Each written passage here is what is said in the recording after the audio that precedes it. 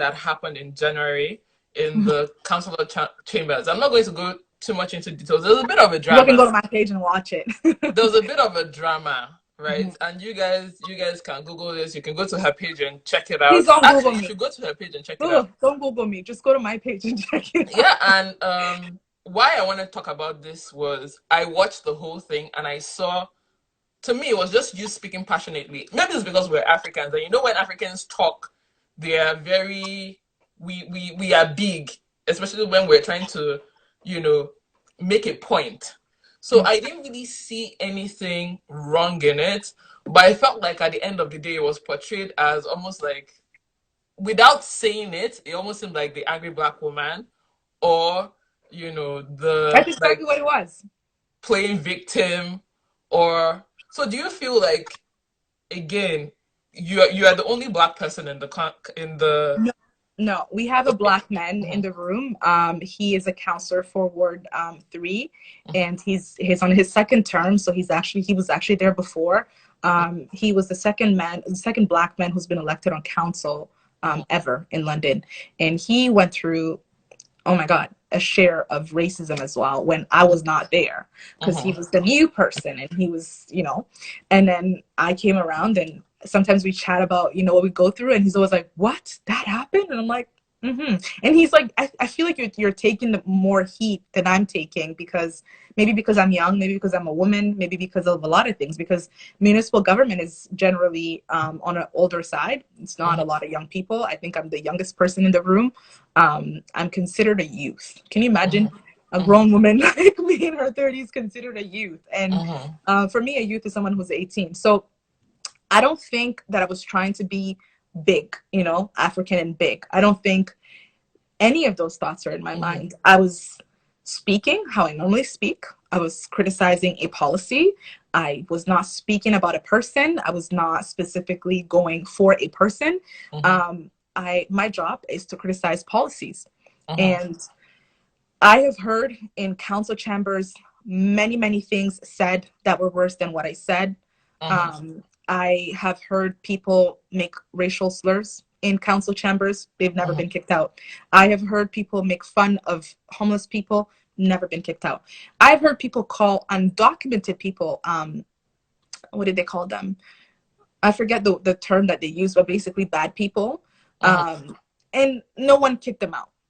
But me, black woman, I say this policy is anti-immigrant because I'm an immigrant, Mhm. anti-women because I'm a woman, anti-children, I'm a mother, um, anti-poverty, and people were really upset. People were Yeah, because upset. I really do not see why it was taken personal. For those of you that, just to give a brief summary of what happened, they were in the chamber council talking about, they were trying to do cuts to, We were budgeting. We were doing yeah. budget, and budget it takes a long time. It's about, we did 6 days worth of budgeting. Hmm. And maybe I should let you tell the story.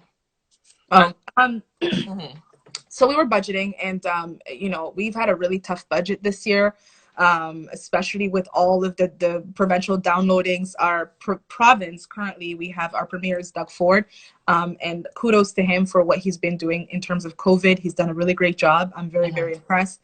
But he's been elected for 2 years, and he has done nothing but cuts to education, cuts to municipal funds, cuts to libraries, cuts to a lot of things that really affect our day-to-day lives. mhm, And there was a lot of downloading, which downloading means when the province was carrying a specific cost and then they stop carrying it, then it falls on us because we've mhm, already offered it as an opportunity to the community. It's really hard to just completely remove it. And so we had to make tough decisions on which ones we were going to carry and which ones we were not going to carry.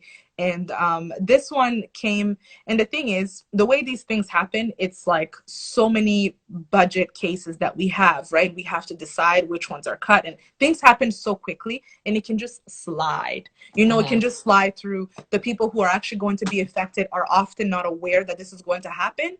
mhm, And so here is, a case of reduction to remove a hotspot Wi-Fi program, a loan program for the library that the province introduced, and now they don't want to carry it anymore. So, and it had no budget impact because we are also in charge of property taxes for the whole city, and the way we charge them is based on our budget, how we budget for things and what we charge people.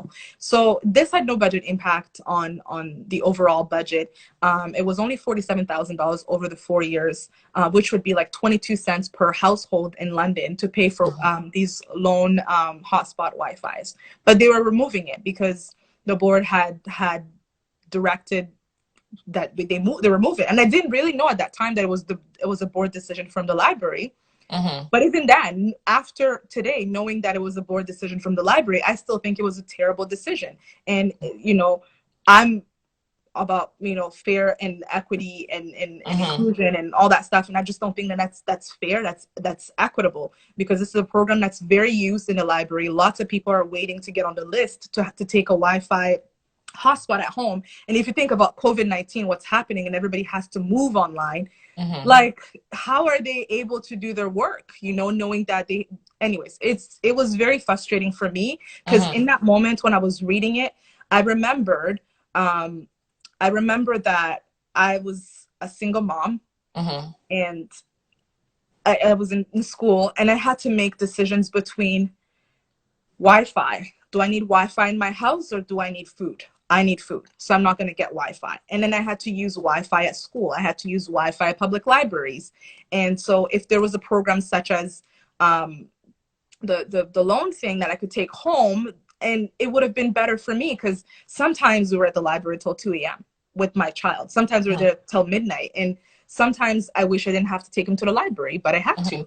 And, you know, so I just felt like my life would have been different had I had that, even though I still pushed through. Can you imagine if someone had other, you know, I'm able-bodied, I was mentally, you know, healthy, I had support system for my family, and it was still very difficult. So imagine somebody who has other challenges that they can't even get to the library to do that, but we can make their lives a little better because our taxes are made so that we can all take care of each other.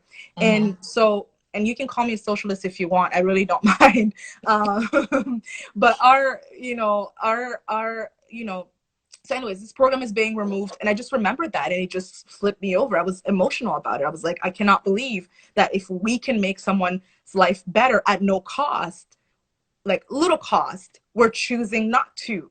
But yet we're going to put, you know, the same Wi-Fi in hockey arenas. We did. Now there's Wi-Fi in hockey arenas. There's Wi-Fi. The same people who did not want this Wi-Fi in the libraries, the lone hotspots so people can take them home, still voted to have Wi-Fi in hockey arenas. And that was very upsetting to me, because I'm like, I don't understand what we're doing. Are we serving the community? Or are we serving our own personal interests? It just didn't make sense to me. And when I spoke out on it, the backlash was really weird for me. It felt like I didn't disrespect anybody, and I don't know, it felt personal. It felt very personal. It felt like it was a personally attack. It was not, I don't know. So I was like, I didn't disrespect anybody. I didn't feel that I had to apologize for anything. And I spoke, the way I spoke was not, I wasn't shouting. I wasn't sounding, I think I'm talking even louder than I was speaking. Yeah, like that's what I said. Louder right now. Yeah, like, I was very quiet. I was very emotional, which led to, you know, also just me being like, no, I'm not apologizing. And I still think that I would have apologized. I mean, I would not have apologized if I was not emotional. The day before, I also lost a nephew, which was also like something that it was just like, this is so frustrating. Like, the world is frustrating sometimes. And I'm so glad I'm here, because people who use this specific program did not get a notice that this was going to be removed. And I got so many emails from people who were like, I didn't even know that I was up for reduction. I was like, exactly. And my job is to question those decisions. And I did. And I did my job. I did what people elected me to do. And I didn't feel that I was out of place.